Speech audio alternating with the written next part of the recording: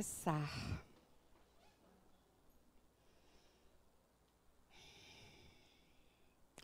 Mas olha que coisa legal. Olha, sabe o que caiu para gente?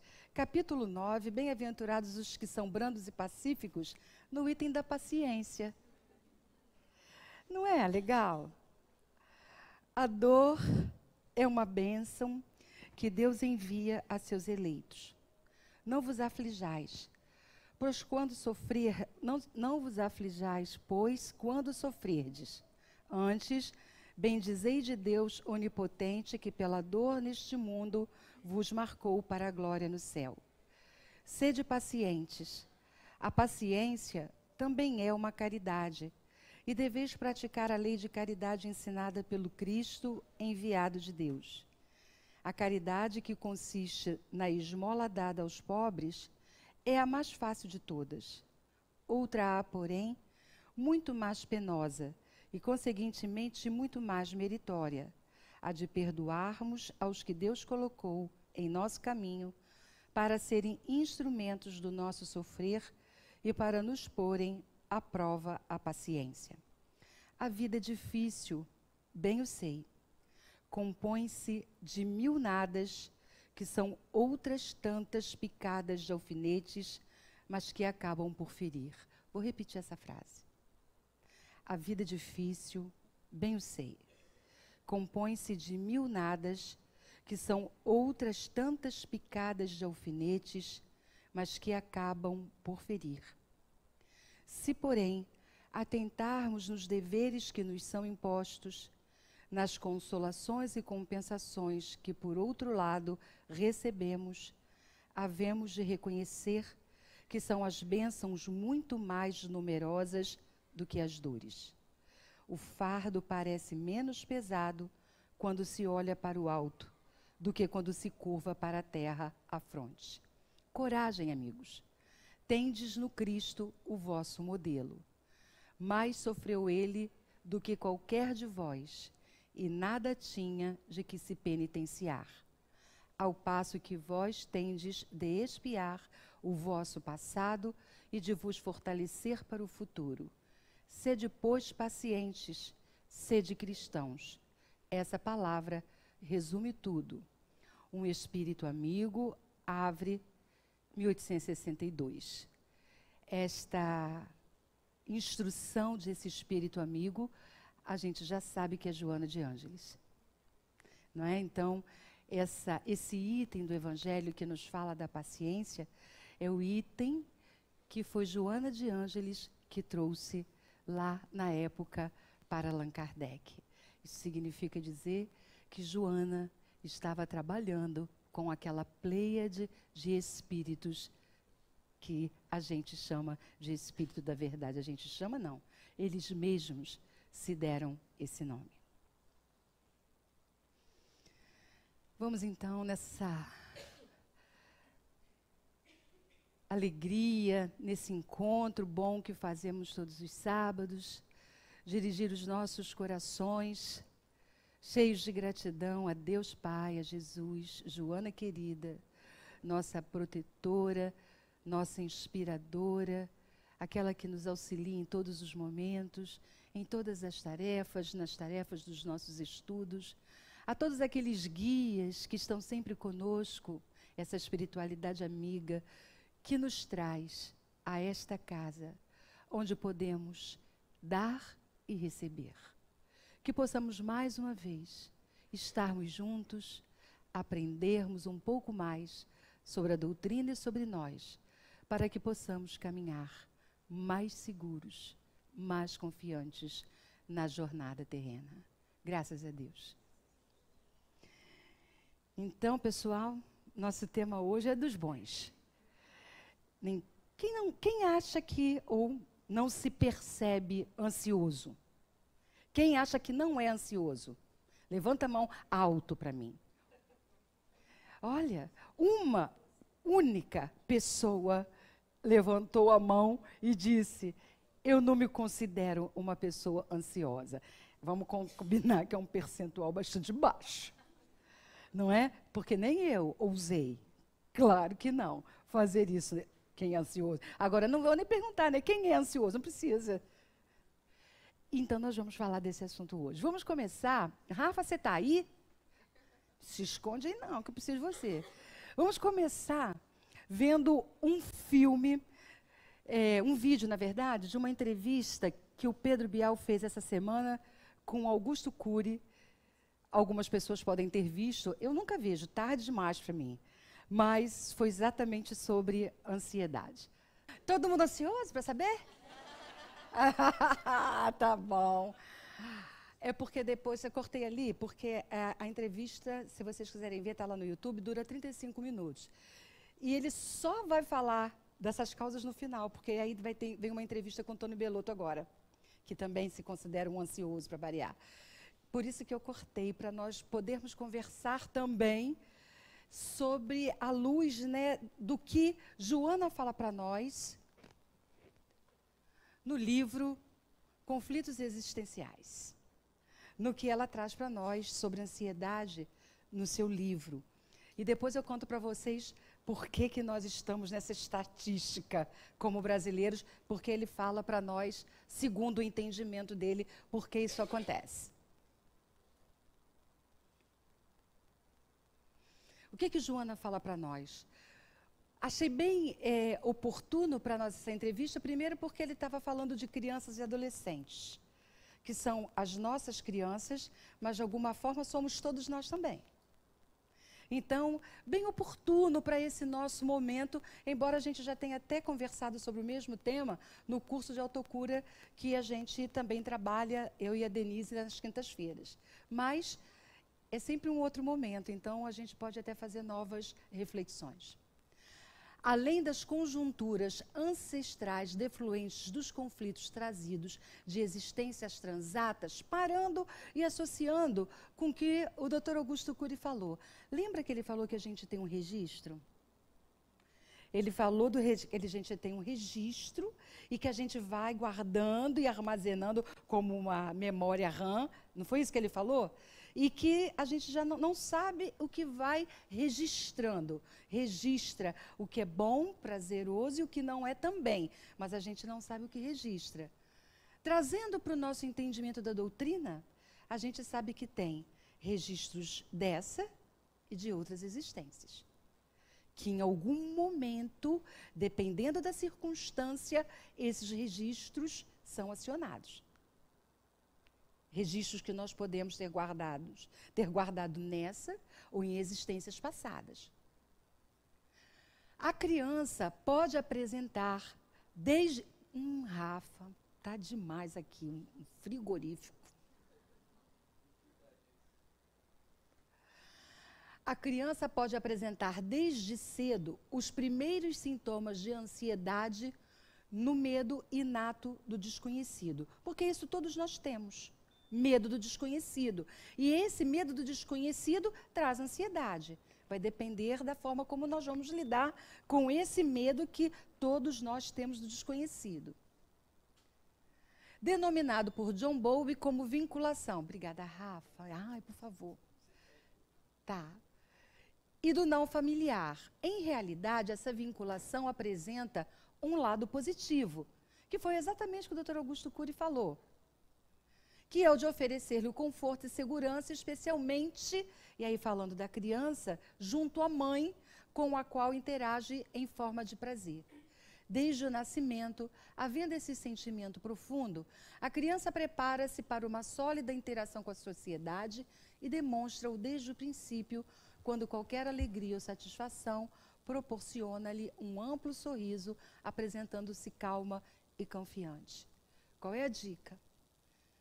Vamos olhar como as nossas crianças estão se comportando.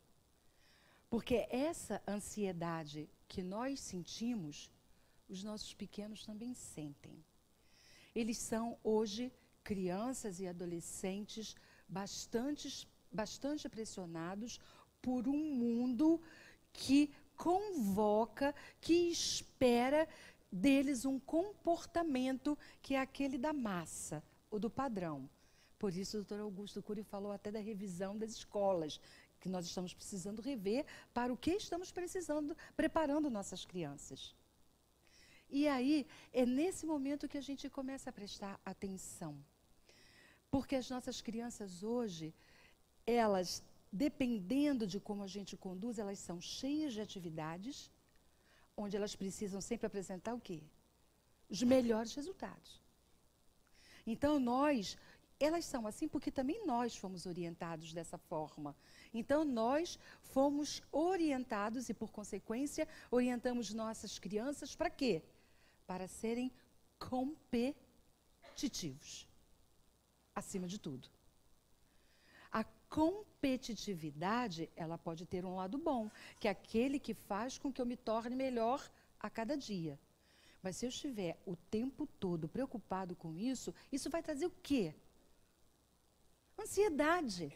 Imagina a nossa criança que ela tem que ser a melhor na escola, porque ela tem que passar de ano. Se ela faz um esporte, ela também tem que ser o melhor. Se ela faz um curso de idioma, ela também tem que ser melhor. É assim. E nós, inconscientemente, mesmo que a gente não expresse com palavras, a gente de alguma forma transmite. E se a gente não transmite, o mundo aponta essa direção para ela. Então, nós temos um enorme desafio para lidar. Aí tem aí essa técnica, que, aliás, amo de paixão, as técnicas, como trouxe a nossa querida amiga no início do nosso encontro, que é apenas física, mas que já traz uma liberação energética dessas contrações provocadas pela ansiedade. E aí a gente estava falando como a presença da mãe e do pai é fundamental para trazer esta segurança e esta confiança para a nossa criança. Quando isso não ocorre, há uma possibilidade de a criança não sobreviver ou atravessar períodos difíceis. Ela começa a ter dificuldade de passar por aquelas situações que trazem frustrações, em face do medo inespecífico que seria originado pela ausência da mãe, que os psiquiatras identificam na condição da ansiedade livre flutuante. Então, aí a gente vê, será que a nossa criança ela está apresentando algum sintoma? Sabendo que sem ansiedade a gente não se movimenta para a evolução. Nós temos isso naturalmente dentro de nós, naquela busca que nós temos pelo melhor, para viver melhor, tanto fisicamente, como emocionalmente, como espiritualmente. É uma busca justa, legítima. Só precisamos ter atenção quando ela deixa de ser esta ansiedade que nos movimenta para o crescimento, para se tornar uma ansiedade patológica. Nunca nós tivemos tanta síndrome do pânico, provocada por um medo excessivo e por uma ansiedade enorme que nos acomete porque nós temos dificuldades que ainda não identificamos em nós mesmos. Por isso, deu calma agora, desligou. Por isso que a gente fala tanto da importância do nosso autoconhecimento. Quem somos nós? Como nos movimentamos? O que é que me aciona? Eu me preocupo muito, como ele falou, né? Quem é que se preocupa? Quem é que faz o velório antes do tempo? Quem de nós não faz? Raríssimos de nós não faz velório antes do tempo, que é se preocupar de coisas que nem chegarão a acontecer. Que o próprio nome diz, né? Preocupar é se ocupar antes. Quantos de nós vive nessa situação? Não é verdade? Muitas vezes atormentados por coisas que efetivamente estão apenas na nossa fantasia, que não são reais, trazendo uma ansiedade muito grande às nossas existências. O paciente apresenta um medo exagerado e, porque não sabe de quê, fica ainda com mais medo, formando um ciclo vicioso. Dessa ansiedade, as aparentes ameaças externas, mesmo que insignificantes, tornam-se demasiadamente grandes, culminando na idade adulta com uma dependência infantil. E aí a gente vai olhar para nós. Quais são as nossas dependências? Que tipo de dependência eu tenho na minha vida? Eu posso ter vários tipos de dependência. Dependência do outro e dependência que eu vou criando quando eu vou trazendo para mim alguns vícios. Que querem fazer o quê? Cobrir um buraco interno que eu não dou conta de administrar, que eu não dou conta de gerenciar. No período inicial, essa vinculação pode ser transferida para outrem, quando na ausência da mãe. Mais tarde, porém, como a criança já sabe que é a mãe, não atendo, chora, perturba-se, inquieta-se e transfere a insegurança para os outros períodos da existência. Então, muitas vezes, aí vamos olhar para a nossa criança também, para a criança que nós fomos, e que muitas vezes, na nossa ignorância em relação a algumas coisas, continua ferida, continua maltratada, continua insegura.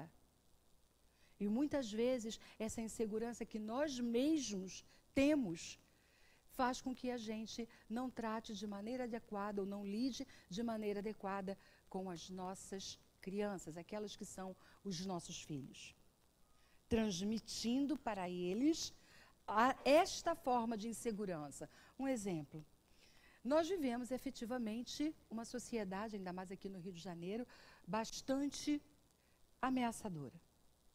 E aí a gente começa a ter medo de absolutamente tudo. E começa a tolher os movimentos das nossas crianças. O que a gente pode estar trazendo para elas? Uma insegurança que, se ela mesma não for capaz de lidar, ela vai levar isso para a vida dela. E eu não estou dizendo com isso que a gente não vive numa sociedade que nos traz ameaças e desafios.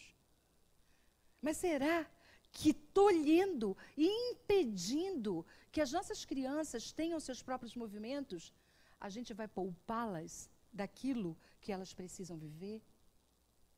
Não estou falando de negligência. Estou falando para a gente olhar como a gente se movimenta no trato com as nossas crianças. Se a gente a todo tempo fala para elas do perigo que está do lado.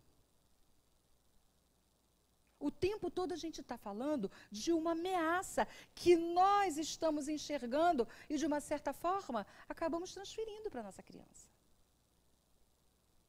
E ela começa a ter uma vida de bastante insegurança, que ela leva para a vida em relação a todas as outras coisas que podem não trazer ameaça, como aquela figura ali, que é só uma mãozinha fazendo um brinquedo, e a gente pode ver um monstro na nossa fantasia. É para nós refletirmos, para nós pensarmos nessa questão da ansiedade como um todo e de que maneira nós vamos nos tornando ansiosos e trazendo essa ansiedade também para as nossas crianças. Essa ansiedade básica e fundamental representa a segurança que resulta de sentir-se a sós, num mundo hostil, em total desamparo, levando-a a um tormento no qual nunca está emocionalmente onde se encontra, desejando conseguir o que ainda não aconteceu.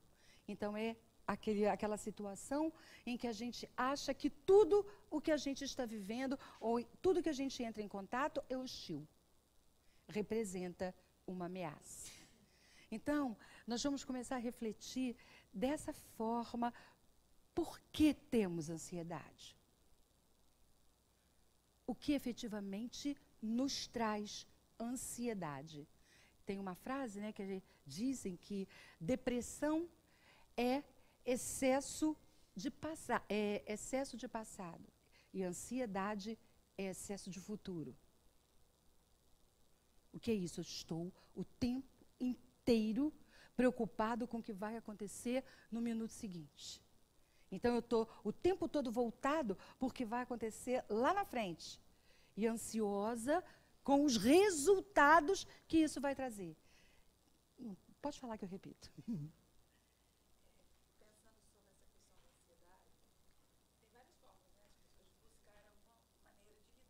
Exato. E eu ganhei um livro chamado O Poder da Mente. Uhum. Desculpa, O Poder do Agora. Sim. Me lembrou? E esse livro, ele fala muito sobre você observar a sua mente. Obrigada, Rafa.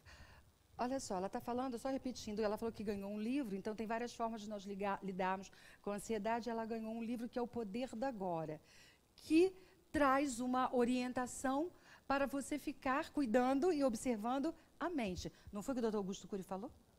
E esse livro é muito legal, assim, eu quero dividir, porque eu acho ele fantástico. Eu já dei de presente para um monte de gente. E uma das coisas que ele me ajudou foi, ele falou o seguinte: você precisa observar o seu pensamento em alguns momentos quando você se percebe ansioso. Aí surgiu uma situação no meu trabalho que, por conta de uma organização de horário, a gente só tem 15 minutos para almoçar. Olha o estresse. Então, nesses 15 minutos, você tem que ir num refeitório, servir sua comida, sentar, comer e voltar e bater o ponto.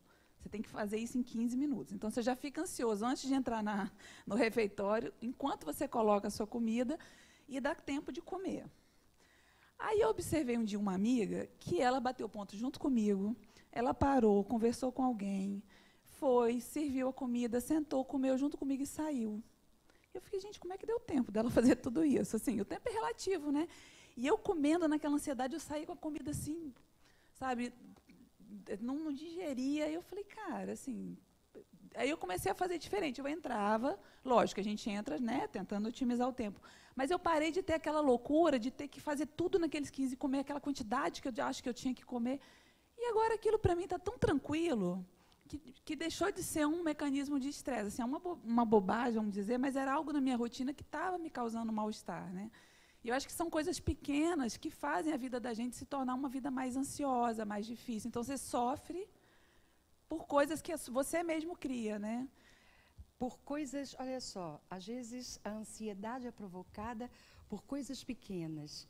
Lembra aquela frase que eu repeti do Evangelho, da mensagem de Joana no Evangelho? Que eu repeti, que ela diz: a vida é difícil, bem o sei. Ela é formada por 1000 nadas que se tornam picadas de um alfinete. Não foi essa a frase? Exatamente isso.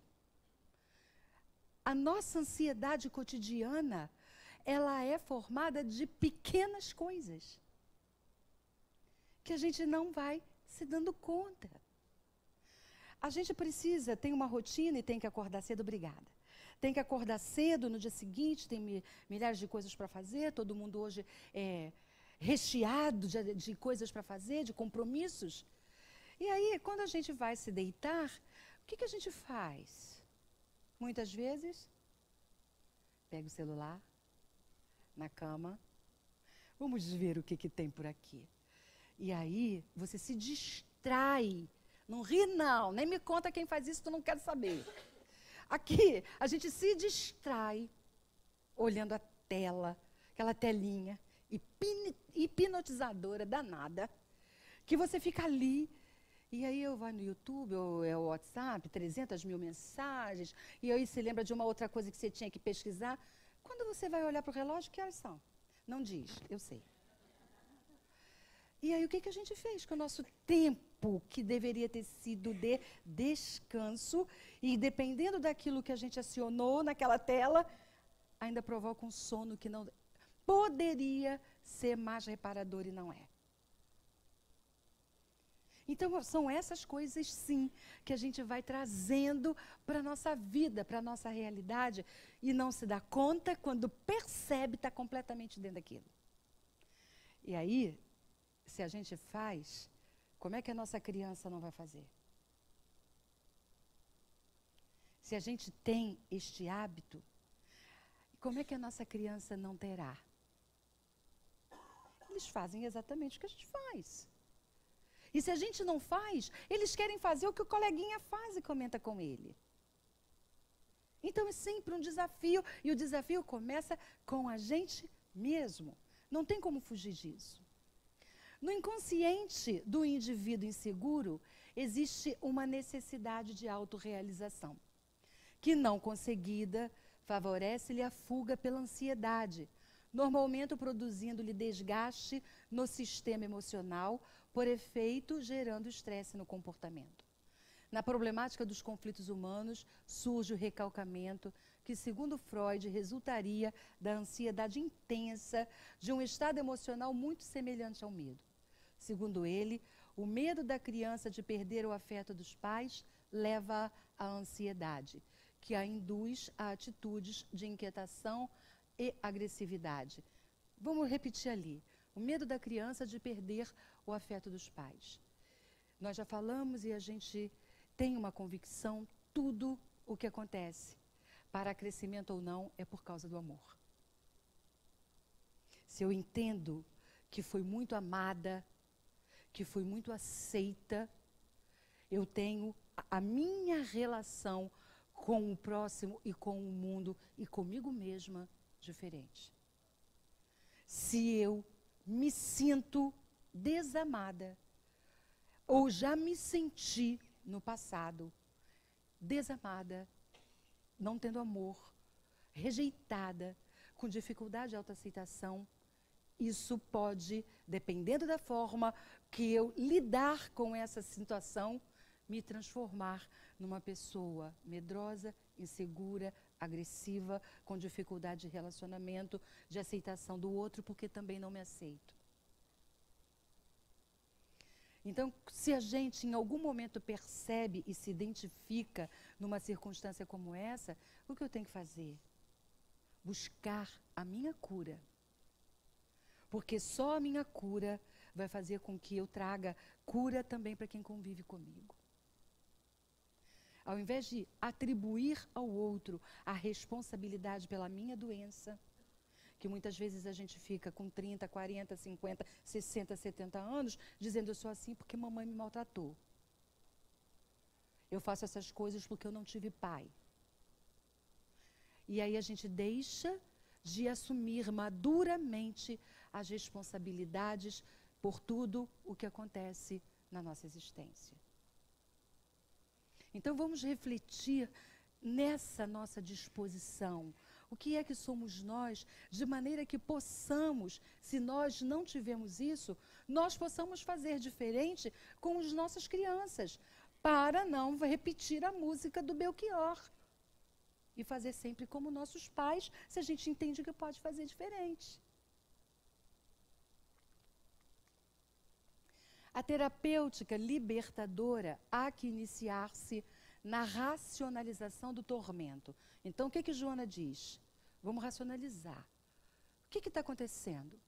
Por que eu estou tendo isso? Um exemplo simples da nossa amiga. Por que isso está me trazendo ansiedade? Que ansiedade é essa? Por que eu estou me sentindo ansiosa? Estou ansiosa por quê? Estou sofrendo por antecipação por quê? Então, racionalização do tormento. Trabalhando mediante a reflexão e a adoção do otimismo, de modo que lentamente a paciência, olha ela falando de paciência, e o equilíbrio possam instalar-se nas paisagens interiores. E aí, o que Dr. Augusto Cury falou em relação a nós, brasileiros? Como é que ele entende? Por que é que nós temos um número tão superior na estatística em relação à ansiedade? Então, ele foi dando 3 motivos que ele considera principais. Primeiro, é essa questão da desconfiança que nós temos em quem nos governa. Então, desde muito tempo, nós vivemos circunstâncias em que aqueles que têm a responsabilidade de dirigir o nosso país, a nossa cidade e o nosso município, não nos transmite confiança. Essa é uma circunstância na leitura dele. A outra circunstância é essa questão que nós estamos envolvidos nesse momento fundamentalmente, que é a cada dia uma notícia ligada às questões da corrupção, associadas a todas as necessidades da sociedade, ou seja, é muito dinheiro tirado e muita necessidade que a população tem trazendo uma ansiedade grande para todos. Vamos lembrar que a maioria da nossa população não acessa o que nós acessamos. Nós somos uma parcela ínfima que conquista o que a gente já conquistou, em relação a todos os habitantes do nosso país. Uma parcela ínfima. Existe toda uma população muito carente. E o terceiro motivo que ele dá é a intoxicação digital. A excesso do digital nos torna pessoas muito ansiosas também. Então, a gente já estava falando disso. Então, ele diz que ele até usa uma frase, que eu não sei se é dele, mas que eu achei bastante interessante, é o seguinte: o abandono da sociedade em relação a nós é suportável. O abandono de nós mesmos, quer dizer, eu quando me abandono, isso fica intolerável. E na medida em que eu estou me permitindo intoxicar por todas essas coisas do mundo digital, que tem sua utilidade inegável, porque as coisas são neutras, tudo é neutro, do dinheiro a tudo. Perde a neutralidade na forma como eu lido com isso. O dinheiro é um bem. Ou, por outro lado, ele é neutro. Ele pode ser um bem ou um mal, depende de como eu uso. A mesma coisa, nós podemos falar dessas questões tecnológicas que nós todos precisamos. Imagina que coisa maravilhosa eu chegar em qualquer lugar desse país e numa maquininha tirar o dinheiro que eu preciso. Isso eu estou falando dessa coisa bem do dia a dia. E toda a evolução que a tecnologia trouxe dentro da medicina. É inegável. Nós não podemos deixar de reconhecer todos os benefícios. Mas como estamos lidando com isso? Quanto tempo nós perdemos olhando coisas, né, na telinha, que não precisa de computador para televisão, ele é desse tamaninho. Nosso computador hoje é desse tamaninho. Perdemos tempo com coisas que não têm o menor sentido, que não vão nos trazer nenhum benefício para a própria vida. E nós gastamos tempo com isso. E tudo que a gente diz que precisa hoje é tempo. Se ao mesmo tempo a gente diz que não tem tempo para nada, que a vida é muito corrida, a gente gasta, por outro lado, tempo com o que não tem o menor valor para o ser. Para esse ser de que estamos falando, que é esse ser que está buscando autoiluminação. Então, ele fala que nós perdemos a capacidade de contemplar o belo. E contemplar o belo não é somente abraçar a árvore ou cheirar a flor, que isso é só simbólico, é metafórico. Mas como eu me entrego àquilo que efetivamente tem valor para o espírito. E aí ele falou também de uma outra coisa, de uma terapia, que Joana também fala de uma delas. Então, o que a gente pode fazer nessa circunstância? Primeiro, orar. Segundo, eu estou falando primeiro e segundo, mas não é uma prioridade, é só para citar. Leituras edificantes. Busca daquilo que dá prazer, alegria, e não se perder aquilo que traz cada vez mais ansiedade, porque a cada dia, meu pai, que a gente abre uma notícia, se você ficar preso nas notícias que estão sendo veiculadas dia a dia, é só dor. E a gente vai ficar num processo de ansiedade e pensando, o que vai ser amanhã agora? E o que a gente faz? Então, orar, leituras edificantes, meditar, sacudir o corpo no tai chi, como nós fizemos aquele exercício, que parece uma coisa assim, para quem faz a primeira vez, que não tem nenhuma serventia. Tem serventia ali. Ela fez e a gente, como estava com criança, a gente até fez, não pôde dar atenção muitas vezes que a gente precisa dar ao movimento do corpo, da respiração, para saber como a gente respira mal. Porque por causa da ansiedade, a gente nem respira.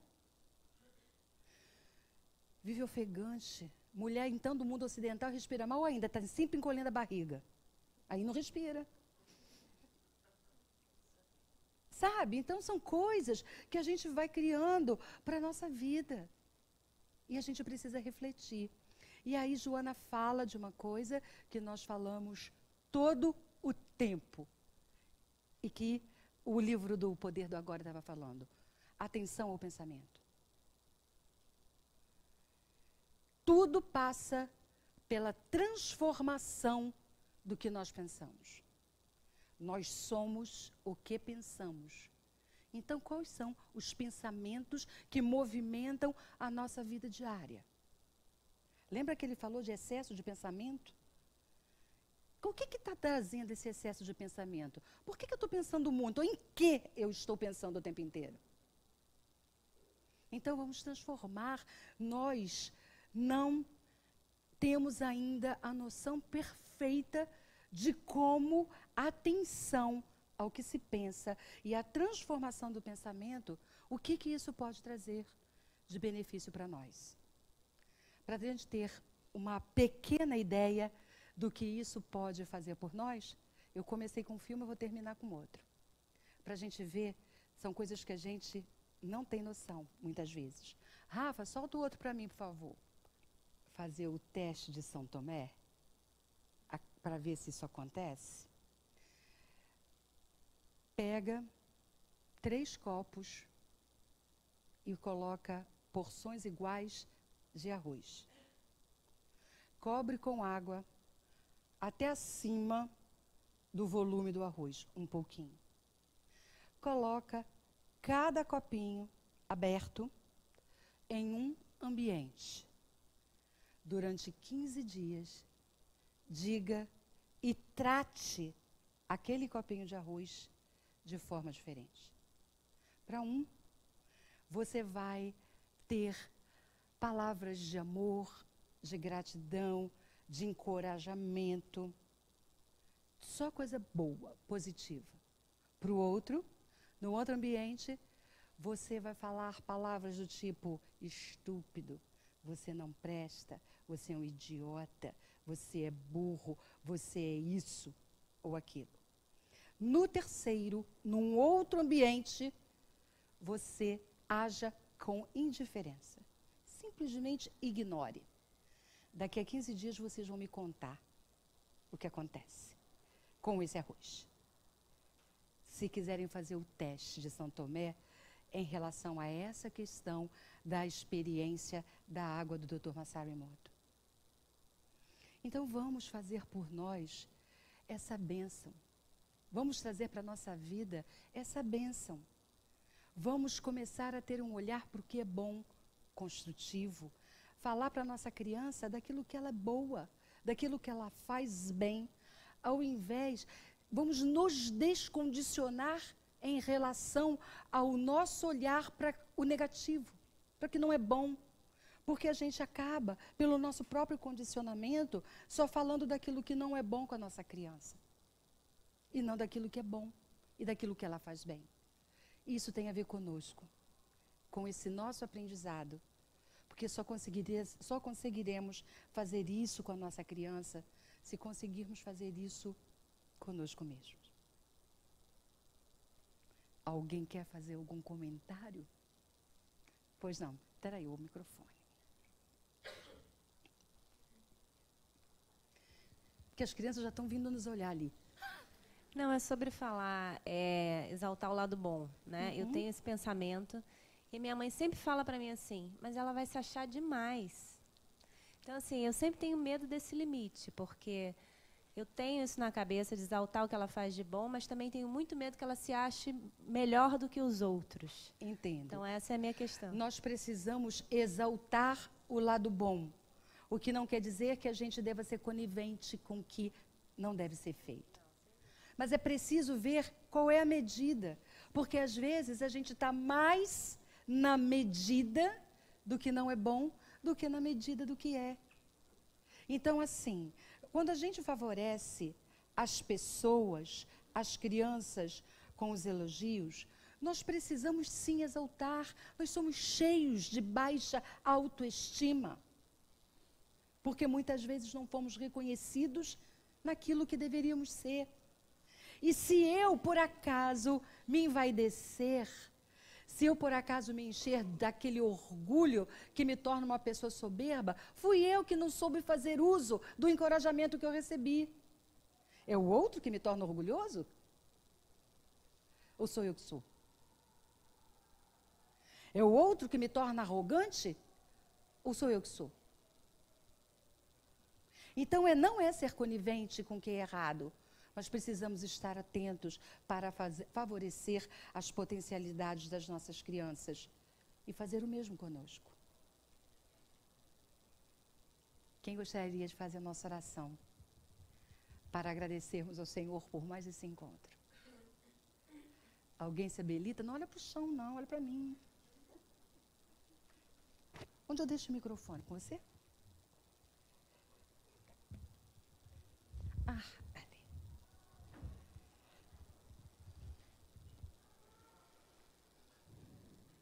Vamos todos juntos nesse momento elevarmos nossos pensamentos até o Mestre Jesus, imaginando em nossa tela mental o seu rosto sereno e amoroso, estendendo sobre nós suas mãos de luz, e agradecer a Ele por mais esta oportunidade abençoada de estarmos aqui reunidos para aprendermos um pouco mais. Jesus, por favor, toca nossos corações, faça-nos humildes para reconhecermos a nossa pequenez, a nossa necessidade de dominarmos as nossas más inclinações e nos transforme em pais e mães melhores para esses espíritos que estão hoje sob nossa responsabilidade, para podermos ensinar a eles o amor, o perdão, transformando o futuro do planeta em algo melhor, através dessas pequenas criaturas que Deus nos emprestou e confiou. Obrigada, Senhor. Nos abençoe na nossa jornada e nesse fim de semana que se seguirá. Que assim seja. Graças a Deus. Graças a Deus. Obrigada, amigos. Bom final de semana, boa semana e até a próxima. Vão com Deus.